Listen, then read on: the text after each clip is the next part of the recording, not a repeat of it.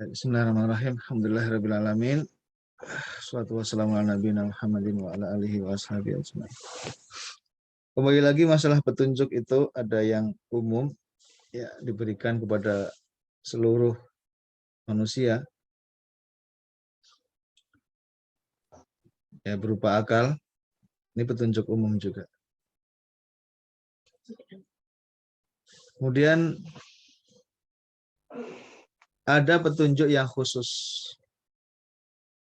Petunjuk yang khusus ini nanti ada dua macam. Yang satu petunjuk khusus yang lahiriah ya. Yang maksudnya berupa petunjuk berupa penjelasan secara lahiriah yang kelihatan, yaitu petunjuk berupa diutusnya para rasul, apa-apa yang datang dari para rasul, baik itu berupa kitab suci atau berupa perkataan sang rasul tersebut dalam menjelaskan kitab suci tersebut. Nah, ini petunjuk yang khusus, tapi sifatnya lahiriah. Ya. Ini Allah berikan kepada manusia dan jin supaya mereka berada di jalan yang benar, supaya mereka mendapatkan kebaikan di dunia dan di akhirat. Dua-duanya, di dunia dan di akhirat. Ini petunjuk khusus. Ada dua ya. Yang pertama itu yang kedua, petunjuk khusus yang kedua ini namanya taufik. Taufik. Aduh, sebentar ya, ada yang bersuara. Petunjuk yang kedua ini berupa taufik, hidayah taufik. Jadi dikatakan petunjuk khusus tadi ada dua. Yang pertama hidayah. Hidayah istilahnya dalam bahasa Indonesia misalnya hidayah bayan atau hidayah al-irsyad. Itu juga kadang memakai istilah irsyad. Irsyad artinya petunjuk. Hidayah al-irsyad atau hidayah al-bayan. Kalau yang sifatnya langsung ke dalam hati manusia namanya hidayah taufik. Ini kita share lagi. Dan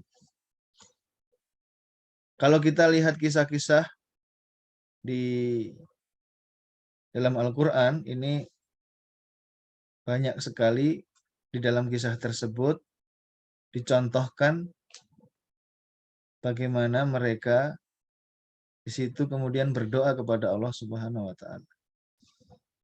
Yang dengan doa itu banyak sekali hal itu terjadi, hal-hal yang besar terjadi ya. Kita lihat doanya Nabi Nuh di situ di dalam Quran dicontohkan bagaimana Nabi Nuh berdoa, bagaimana nabi-nabi yang lainnya juga berdoa, terutama di surat Al-Anbiya tadi yang kami bukakan tadi. Kisah tentang nabi-nabi ya, Nabi Ayub, kemudian ada Nabi Yunus. Mereka berdoa kepada Allah Subhanahu wa Ta'ala. Nabi Zakaria. Kemudian juga dalam di ayat yang lain seperti Nabi Musa, Nabi Ibrahim alaihimussalam, juga di sini para pemuda di sini juga dia berdoa kepada Allah Subhanahu wa Ta'ala, dan kita lihat setelah mereka berdoa Allah Subhanahu wa Ta'ala ya dalam ayat yang 11 ini fadarabna, kemudian kami besarkan aja. Kemudian maka di sini artinya maka darabna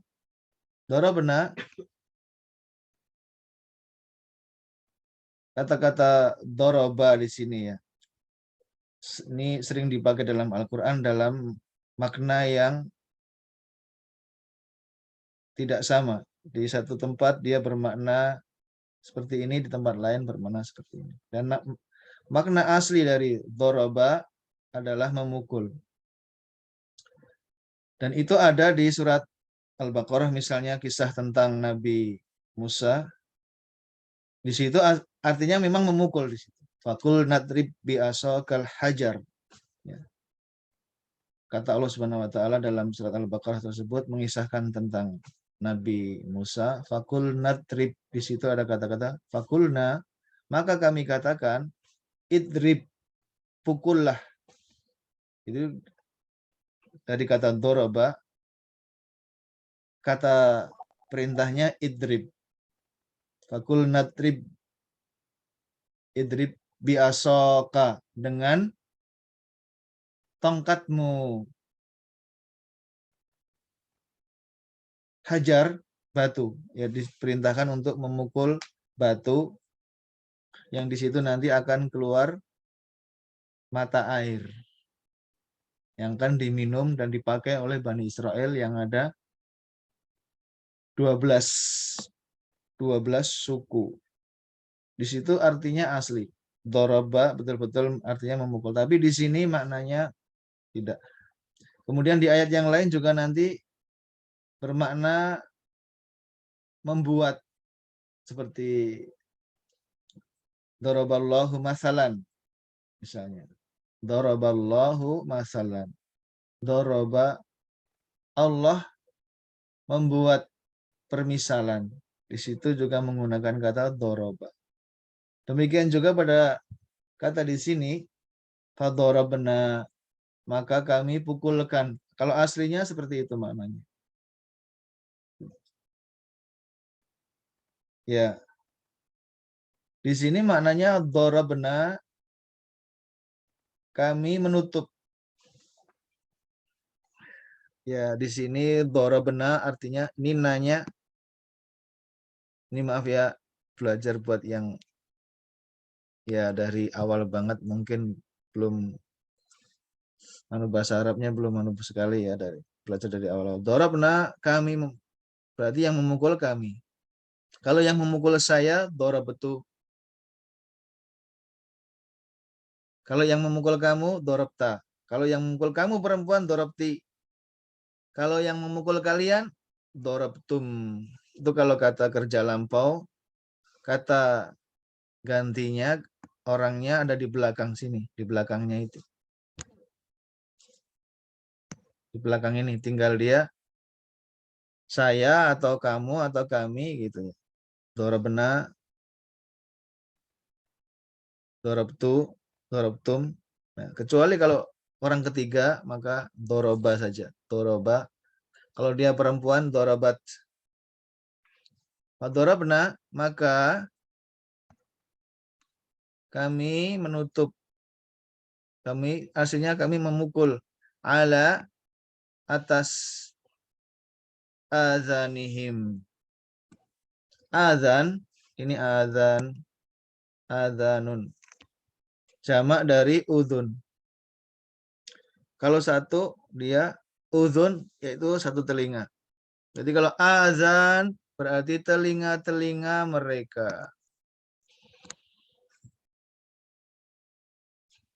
Maka kami, kalau diartikan secara harfiah, maka kami pukul atas telinga-telinga mereka. Maksudnya kami tutup telinga-telinga mereka fil kahfi, di dalam gua.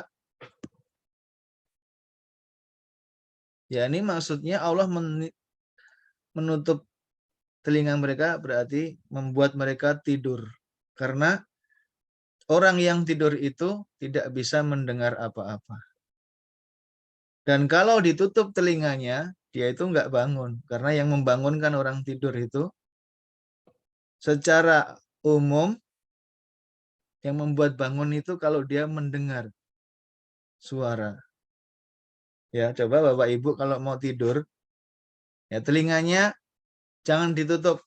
Terus banyak suara gitu. Itu akan sulit tidur. Ya, akan sulit tidur. Dengar suara sedikit aja, kalau misalnya sepi nih, kita mau tidur, sepi, udah mau tidur, tiba-tiba ada suara dah gitu. Itu pasti bangun itu, nggak jadi tidur itu. Yani di sini Allah Subhanahu wa taala menidurkan mereka, menutup telinga mereka. Ya, ini membuat, maksudnya di sini membuat tidur mereka fil kahfi, di dalam gua, sinina adada. Sinina ini jamak dari apa? Kalau satu, sanah. Sana. Iya, sanatun. Ya, sanah itu tahun. Kalau banyak, sinina. Bertahun-tahun, berarti ini artinya Allah membuat tidur mereka bertahun-tahun. Adada, adada, adat itu bilangan. Bilangnya. Bilangan atau ya apa ya? Jumlah juga bisa. Ya. Jumlah atau bilangan, berbilang gitu ya. Ya, jumlahnya bertahun-tahun.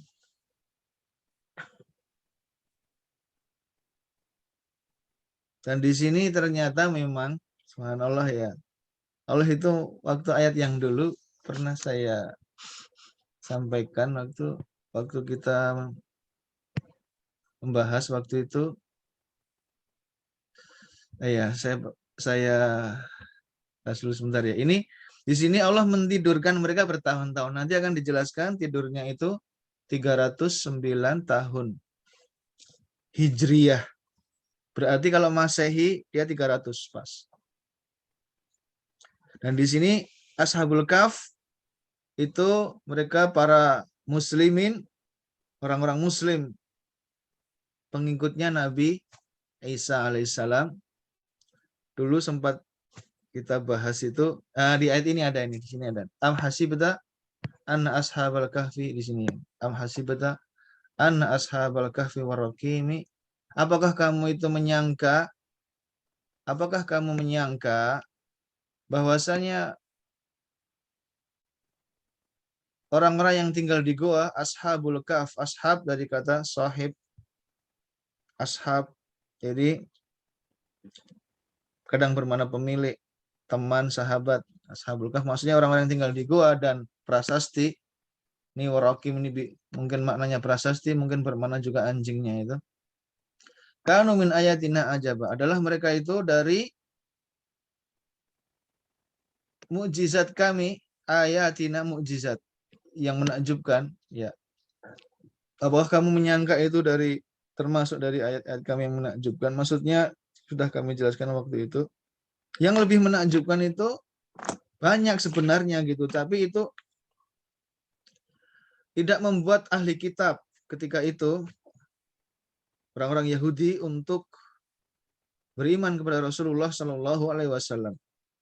Dan dalam kasus ini Ashabul Kahf itu ditidurkan. Tapi ada lagi yang lebih menakjubkan sebetulnya. Ya, kisah,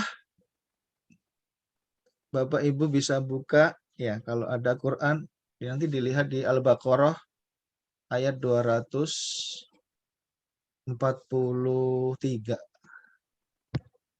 243 kalau nggak, coba kita buka ya. Di situ, kalau di situ Allah itu bukan mentidurkan, tapi betul-betul sudah dimatikan oleh Allah Subhanahu wa taala sehingga ruhnya udah keluar.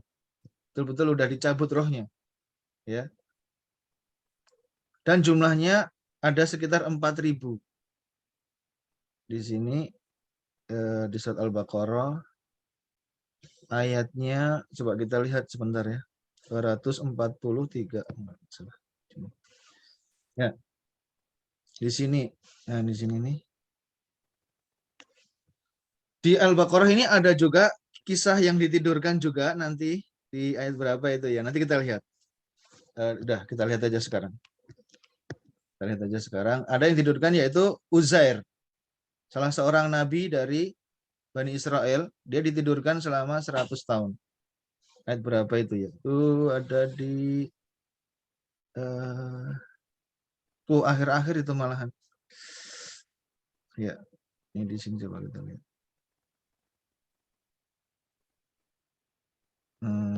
Kita lihat. Bentar ya.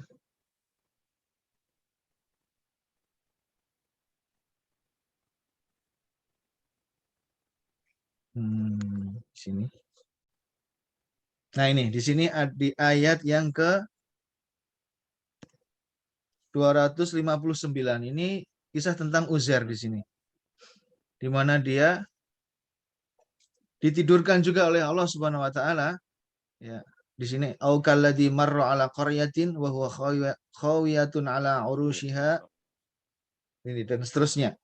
Ini au kalladzi marra ala qaryatin, atau seperti orang yang dia lewat di sebuah desa yang sudah roboh, wa hiya khawiyatun ala urushiha, sudah roboh di atas bangunan-bangunannya sudah roboh. Qala anna yuhyi hadhihi Allahu ba'da mautiha. Ini Uzair itu mengatakan anna yuhyi, bagaimana Allah menghidupkan hadhillahu, bagaimana Allah menghidupkan hal ini ya, ba'da mautiha, setelah dia mati. Dia melewati suatu desa perkampungan yang di situ sudah hancur dan sudah orang-orangnya sudah mati, bangunannya sudah pada roboh. Ini di sini Allah mengatakan fa amatahullahu mi'ata amin tsumma ba'atsah. Maka Allah mematikan dia, fa'ama tahu, hunya ini Uzair, yang mematikan siapa? Allah. Di sini Allah domah, berarti Allah pelakunya. Fa'ama tahullahu mi'ata amin, 100 tahun. Am sama dengan sanah. Sanah juga tahun, am juga tahun. Kullu am wa antum bi khair. Sudah pernah dengar ya? Kullu amin wa antum bi khair. Kalau di Saudi Arabia biasanya seperti itu. Kalau kullu am wa antum bi khair. Kullu am wa antum bi khair ini namanya hal. Bukan wawunya, ini bukan wawu atof, istilah bukan wawu atof. Dan setiap tahun dan kamu dalam kebaikan. Maksudnya semoga setiap tahun kamu selalu dalam kebaikan. Tsumma ba'atsah, di sini kemudian Allah ba'atsah, kemudian Allah membangkitkan dia. Ba'atsah artinya membangkitkan, maksudnya menghidupkan kembali. Di sini 100 tahun ditidurkan. Tapi dia cuma satu orang, Uzair. Ya. Ini dan seterusnya nanti ya kapan-kapan kita bahas lah, ini waktunya pendek kita. Kita lihat lagi di Al-Baqarah yang 242 tadi. Nah, di situ kalau di situ yang di 243 ya. Di situ bukan ditidurkan tapi betul-betul Allah telah mematikan mereka. Mereka sudah mati. Di sini kita baca sebentar ya, Bapak Ibu. Saya artikan secara cepat aja. Alam taro, apakah kamu tidak melihat? Apakah lam tidak, tidak, tidakkah, jadi ini alam artinya tidakkah kamu melihat, kamu tahu maksudnya. Alam taro, tidakkah kamu tahu? Ilal ladzina, tahu kepada siapa ini? Orang-orang yang khoroju, keluar, khoroju min diarihim, dari diar, jamak dari dar. Kalau dar rumah satu ya. Kalau diar ya rumah-rumah mereka. Maksudnya dari kampung mereka, dari rumah-rumah mereka. Min diarihim wahum uluf. Nah, di sini juga wawunya ini bukan wawu atof, ini dan itu bukan. Maksudnya ini dan bukan, tapi ini menjelaskan keadaan. Sedangkan mereka, maksudnya gitu. Sedangkan mereka jumlahnya itu nanti kalau kita belajar bahasa Arab tuh ada wawu yang maknanya itu bukan ini dan itu gitu, bukan, dalam bahasa Indonesia tidak diterjemahkan ini dan itu gitu, tapi dia bermakna menjelaskan keadaan. Jadi mereka keluar dalam keadaan ini, dalam keadaan jumlahnya ribuan, wahum uluf, dan jumlah mereka ribuan, kata Ibnu Abbas. Saya baca di tafsir itu, kata Ibnu Abbas itu jumlahnya 4.000. Ada juga riwayat-riwayat lain nanti 30.000, sekian puluh ribu. Tapi kayaknya yang paling masyhur, paling populer, ini mereka 4.000 sekian. hadarul maut. Mereka itu keluar dari rumah-rumah mereka, hadarul maut, karena mereka takut mati. Yakni di tafsir-tafsir itu ada riwayat-riwayat yang dijelaskan oleh Ibnu Abbas itu, ketika itu terjangkit suatu penyakit, ya, wabah penyakit, taun, apa ya, pokoknya ada wabah yang mematikan lah, sehingga mereka melarikan diri dari rumah-rumah mereka, dari kampung mereka, jumlah mereka 4.000, agar terhindar dari wabah tersebut, supaya mereka selamat, supaya nggak mati. Lah sama Allah itu coba dari sini, faqala lahumullah, maka Allah mengatakan kepada mereka, faqala Allah lahum, Allah mengatakan kepada mereka, mutu. Mutu itu kata perintah, matilah kalian. Gila. Ya. Ya, Amat. mutu, tapi kalau mutu berarti kalau cuma mut satu orang, kalau mutu kalian mati, kalian mati. Mutu, matilah kalian. Nah, kalau Allah mengatakan itu ya mati beneran. Kalau Allah sudah mengatakan ini, nggak perlu dijelaskan, berarti mereka mati. Ya, karena Allah itu kalau menginginkan sesuatu hanya kun fayakun. Mutu summa ahyahum. Jadi 4.000 itu mereka betul-betul mati. Summa ahyahum. Kemudian Allah menghidupkan mereka kembali. Ini lebih dahsyat daripada Ashabul Kahf. Karena ini dia sudah mati.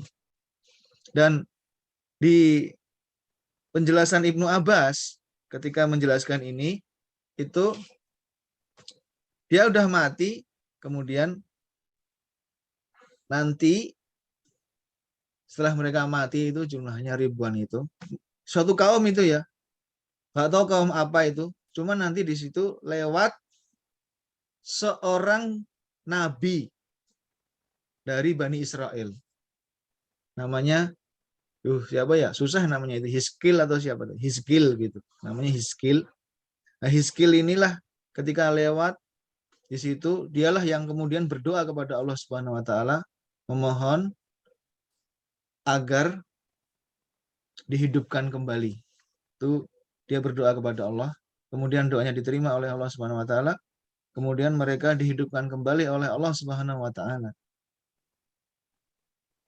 Dan yang seperti ini nggak cuma ini juga, nanti ada, kalau kita baca ya, yang sahabat-sahabat Nabi Musa juga seperti itu, sudah mati kemudian dihidupkan kembali ketika disambar petir ya. Tatkala mereka mengatakan lan nu'mina laka hatta narallaha jahrah gitu.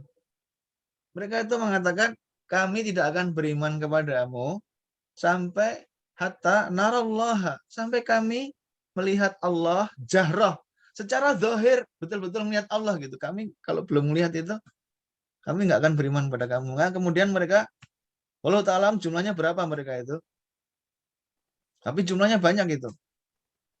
Ya, nggak cuma 1-2 orang gitu ya. Itu disambar petir, mati, kemudian dihidupkan kembali oleh Allah Subhanahu wa taala. Bapak Ibu bisa baca di awal-awal surat Al-Baqarah ketika mengisahkan Bani Israel.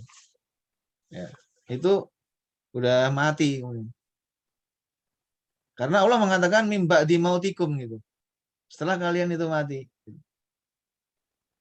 Ya. Baik, kita kembali lagi ke Ashabul Kahf. Ya. Nanti kalau nggak ada ceritanya nanti Bapak Ibu bosen. Ya, cita-cita dikit. Nah, di sini, maka kalau Ashabul Kahf ini, dan jumlah mereka juga tidak begitu banyak di situ, Ashabul Kahf, 7 atau ya 7 saja gitu. Ya.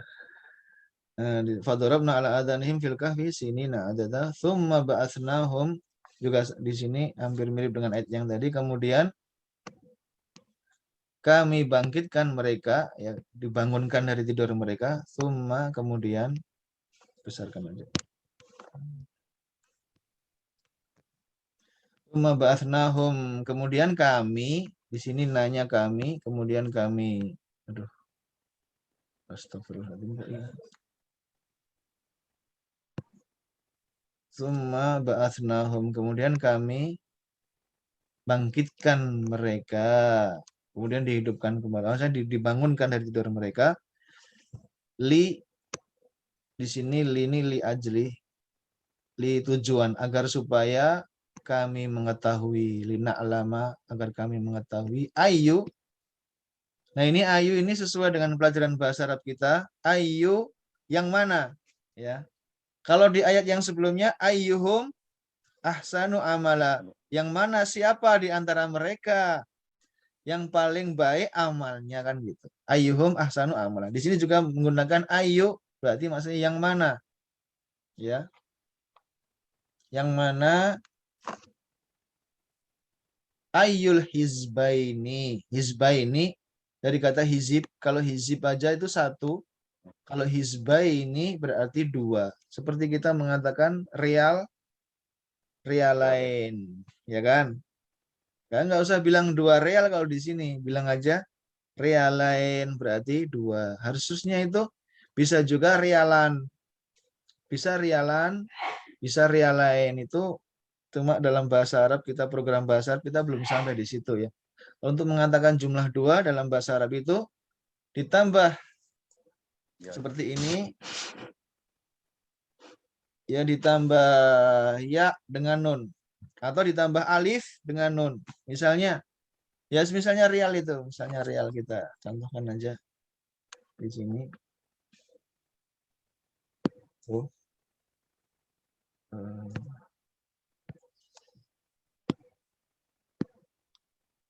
Misalnya ini real, berarti kalau ini tambah alif sininya ditambah non ini. Berarti ini rialani. Nanti nonnya di kasroh. Rialani atau rialan. Ini aslinya. Tapi orang sini lebih suka mengatakan yang satunya karena mungkin lebih enak diomong, lebih enak. Realen.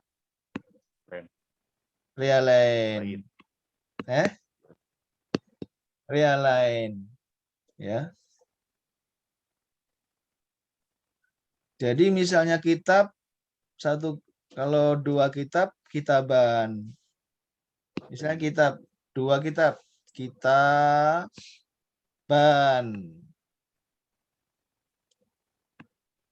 Maaf ini non, ini kasroh. Kitabani. Kitaban atau kitabain.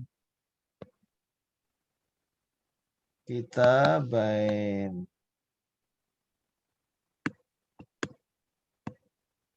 Nah, kalau dalam percakapan amiyah di Saudi ya udah yang dipakai kitabain, realain gitu ya. Di sini al-hizbaini, dua kelompok hizbi, karena sering dengar kata-kata hizbi gitu. Itu kelompok-kelompok. Seperti ada nanti di dalam Quran juga ada Hizbullah, kelompoknya Allah, golongannya kelompoknya Allah, Hizbullah. Ada nanti di surat Al-Mujadalah itu Hizbus Syaitan, kelompoknya setan. Gimana itu? Ulaika Hizbullah, ala inna hizballahi humul muflihun. Dalam surat Al-Mujadalah yang terakhir itu kan. Ulaika Hizbullah, mereka itulah kelompok Allah.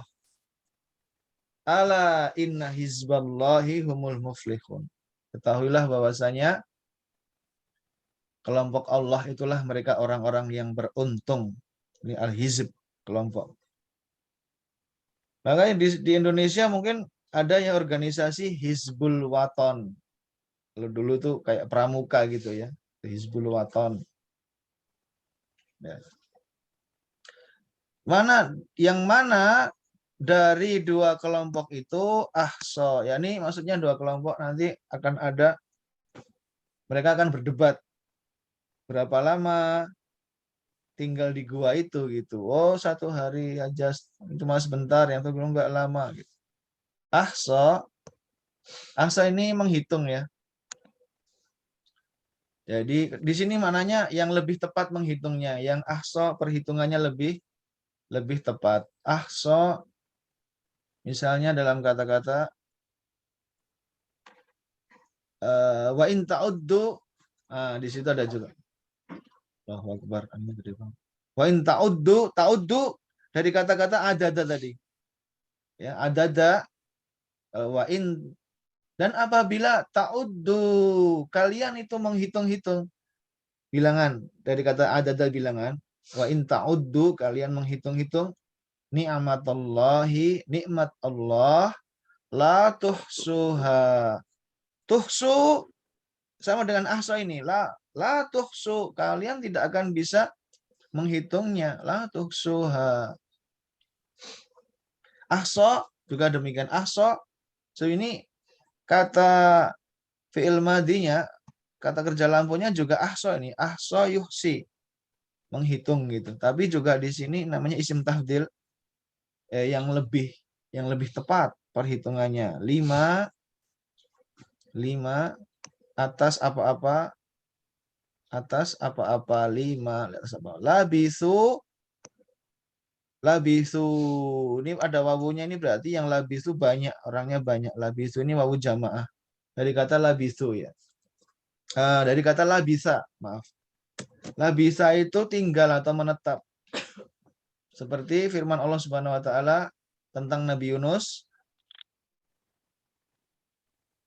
falaula annahu kana minal musabbihin, dan seandainya dia itu dulu tidak termasuk orang-orang yang banyak bertasbih. Ini banyak beribadah, banyak berzikir kepada Allah. Ketika lapang, ketika Yunus itu lapang, la bisa. Benar-benar ya, la yang pertama mana benar-benar, la bisa tinggal. La bisa fi batnihi. Dia benar-benar akan tinggal fi batnihi, di dalam perutnya, maksudnya perut ikan. Lala bisa fi batnihi, dalam perut ikan itu, ila yaumi yub'atsun, sampai hari kebangkitan. Sampai hari yub'atsun, orang-orang dibangkitkan. Itu ada juga lah bisa. Juga dalam hadis Jibril, Bapak Ibu kalau tahu hadis Jibril, di situ Umar bin Khattab akan mengatakan, pada bistu malian, maka aku tinggal menetap dalam waktu yang lama. Ya, labisu, labisa, tinggal. Ya. Amada ini jangka waktu tertentu. Jadi maksudnya gimana ya, sebentar. 5 labisu, tinggal. Amada, berapa lama maksudnya jangka waktu tinggalnya ini. Labisu, amada, jangka waktunya. Amad, ada juga dalam surat, kita contoh surat Al-Hadid. Di situ Allah berfirman juga tentang ahli kitab. Fatola alaihimul amad. Fatola alaihimul amadu faqasat qulubuhum. Maka fatola alaihimul amad. Maka berlalu bagi mereka suatu waktu yang panjang. Amad, jangka waktu. Amudin. Panjang. Ya, di situ amadu, kalau di salah itu amadu, jangka waktu, tola panjang. Mereka fatola alaihimul amad, berlalu suatu jangka waktu yang panjang, faqasat qulubuhum, maka hati mereka kemudian menjadi keras. Ini subhanallah ya, ahli kitab itu. Jadi setelah berlalu lama hati mereka mengeras. Kenapa? Ya ini kalau semakin lama orang semakin jauh dari ilmu, ya, tidak lagi belajar, ilmu menjadi hilang, maka hati manusia itu akan menjadi keras. Maka syariat agama kita itu sampai diwajibkan sepekan sekali itu, ya, bagi laki-laki mendatangi sholat Jumat. Di situ ada nasihat, ada ilmu di situ. Ya, karena kalau tidak diberi nasihat secara berkala, ya, hati manusia ini akan bisa mengeras, ya, lupa dengan agama mereka. Ini di surat Al-Hadid, Pak Ibu bisa lihat di situ ya. Setelah waktu yang lama, maka hati mereka menjadi keras. Nah, ini peringatan bagi kita semua juga, hendaklah kita itu belajar agama kita secara rutin. Ya, kalau kita nggak belajar nanti lupa, terus hatinya bisa mengeras. Seperti yang terjadi orang-orang ahli kitab. Kemudian ya solima labisu amada, ya sampai di sini agar supaya Allah mengetahui, kami mengetahui siapa di antara dua golongan itu yang lebih tepat perhitungannya atas berapa lama, berapa jangka waktu lama mereka tinggal di dalam gua tersebut, tertidur, maksudnya tertidur di dalam gua tersebut. Ya, kami kira cukup sampai di sini dulu. Insya Allah kita lanjutkan di waktu yang akan datang. Ya, sebetulnya ini sudah terlalu lama juga, mohon maaf. Kepanjangan sedikit, kita belajar sedikit-sedikit dari surat Al-Kahfi ini makna-maknanya. Selain kita baca, hendaklah kita juga merenungi makna-maknanya. Semoga bisa bermanfaat bagi kita semua dalam kehidupan kita, karena Al-Quran diturunkan sebagai petunjuk, hudal linnas, hudal lil muttaqin. Jadi petunjuk bagi kita semua, dan petunjuk adalah perkara yang paling kita butuhkan. Saya tambahkan sedikit ya, dikit sekali, maaf ini. Karena manusia itu mikirnya begini, oh saya tuh butuh harta, saya tuh butuh duit. Lah kalau kamu nggak punya petunjuk, kamu nggak bisa cari harta juga. Untuk mencari harta yang halal, untuk mencari harta yang diridhai oleh Allah Subhanahu wa taala, membutuhkan petunjuk dari Allah Subhanahu wa taala, baik petunjuk yang umum maupun petunjuk yang khusus. Ya, dua-duanya. Petunjuk yang umum maupun petunjuk yang khusus. Allah taala alam. Subhanakallahumma bihamdika, asyhadu an la ilaha illa anta, astaghfiruka wa atubu ilaik. Wa akhiru da'wan alhamdulillahirabbil alamin, sallallahu ala rasulillah wa ala alihi wa ashabihi ajmain. Kami ucapkan terima kasih Bapak Ibu sekalian atas kebersamaannya pada pagi hari ini. Kurang lebihnya mohon maaf yang sebesar-besarnya. Assalamualaikum warahmatullahi wabarakatuh.